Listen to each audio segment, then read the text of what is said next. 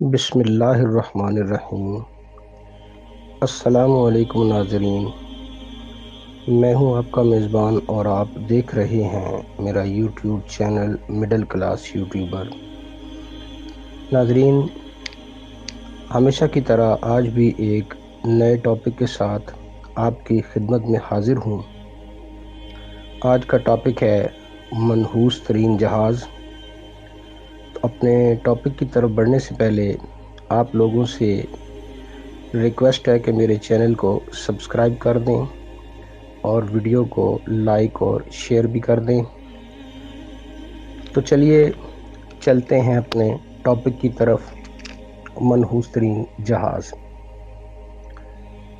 ناظرین کرام، ہٹلر کے سائنسدانوں نے اس تباہ کن جنگی جہاز کی تیاری میں اپنی ساری کوششیں صرف کر دی تھیں۔ اس جہاز کی رفتار برطانیہ کے جنگی جہازوں سے کئی گنا زیادہ تھی۔ انہوں نے اس جہاز پر ایک دور مار توپ بھی نصب کی جو دشمنوں سے بہت دور افق پر ہی نمٹ سکتی تھی۔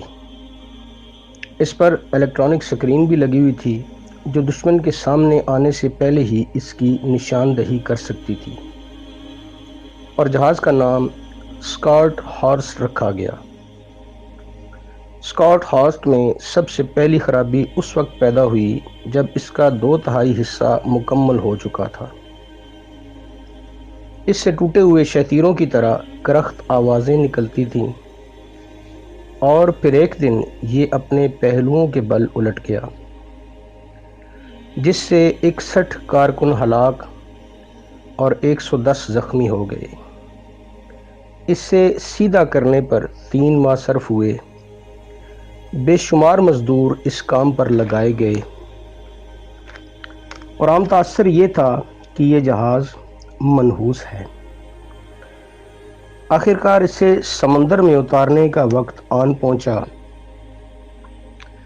اعلیٰ نازی حکام ہٹلر، ہیمفر، گورنگ، یشرف اور ڈونٹر سبھی اپنے ہمسایوں پر ایک تباہ کن جہاز تیار کر لینے کے متعلق اپنی مہارت کا رعب ڈالنا چاہتے تھے۔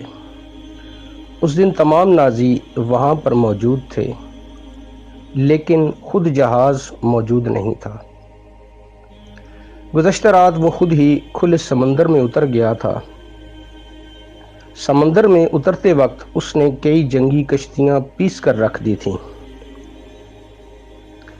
اپنی ناکامی چھپانے کے لیے نازیوں نے اعلان کیا کہ سمندر میں اتارنے کے خفیہ طریقے صیغہ راز میں رکھنے کے لیے جہاز اتارنے کی رسم گزشتہ رات ہی ادا کر دی گئی ہے۔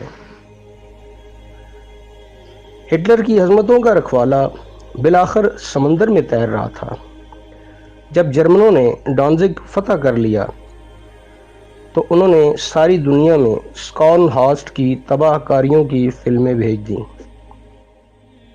لیکن بہت کم لوگوں کو یہ معلوم تھا کہ اسکان ہاسٹ نے جنگ کے دوران اپنے ہی کئی آدمی ہلاک کر دیے تھے۔ ہوا کی آمد و رفت میں کوئی رکاوٹ نہیں تھی، اس کے باوجود اسکان ہارس کی بڑی توپ پھٹ گئی جس سے 12 توپچی ہلاک ہو گئے۔ اسکان ہارس نے اوسلو کے محاصرے کے دوران بھی اپنی نحوست کا اعادہ کیا۔ نازی جنگی کشتیوں نے اس بدنصیب بندرگاہ پر گولے برسائے۔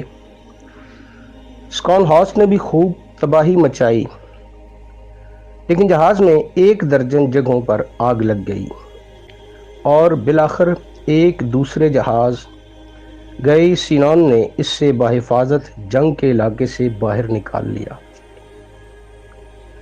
دن کو تو اس سے برطانوی بمباروں سے چھپنا پڑتا، اور رات کو یہ آہستہ آہستہ ساحل کے ساتھ ساتھ سفر کرتا بمشکل اپنی منزل مقصود تک پہنچتا۔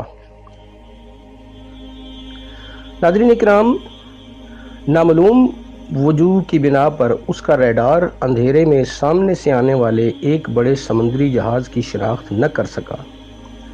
جہاز میں خطرے کا الارم تو بجا، لیکن بے سود، کیونکہ چند ہی سیکنڈ بعد ٹکرانے سے جہاز تباہ ہو گیا۔ دوسرا جہاز بری طرح کیچڑ میں پھنس گیا اور اس طرح سمندری بمباروں کے ایک اڈے کا کام دینے لگا۔ اسکان ہارس کی موقع پر ہی مرمت کر دی گئی۔ ہٹلر کی قسمت کا ستارہ غروب ہونے والا تھا۔ اس کا دوسرا دیو ہیکل جنگی جہاز بسمارک سمندری اور فضائی حملوں سے تباہ ہو گیا۔ جو ٹرپینٹل نارویگیان میں پڑا تھا وہ تارپیڈو کے حملوں سے طے نشین ہو گیا تھا۔ ہٹلر کے لیے اب ایک ہی راستہ تھا اور وہ یہ کہ اب وہ اسکان ہارس کو بھی لڑائی میں جھونک دے۔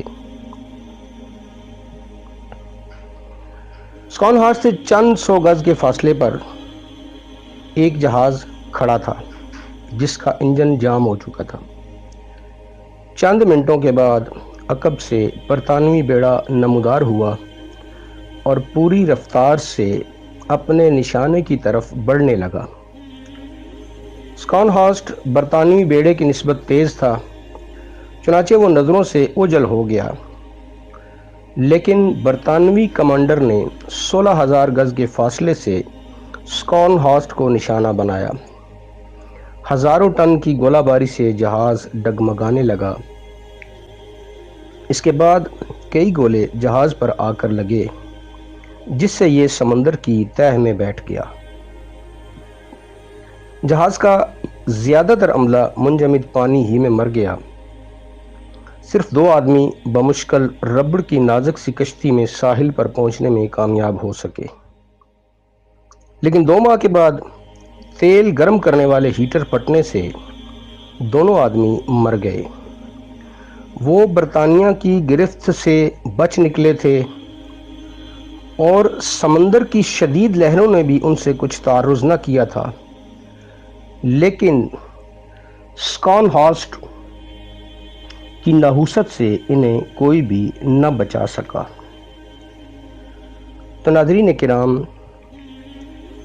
آپ نے اس ویڈیو سے کیا سیکھا؟ اور اگر آپ کو یہ ویڈیو پسند آئی ہو تو آپ اس ویڈیو کو لائک کر دیں اور شیئر بھی کریں۔ آج کے لیے بس اتنا ہی، ملتے ہیں اگلی ویڈیو میں، تب تک کے لیے اللہ حافظ۔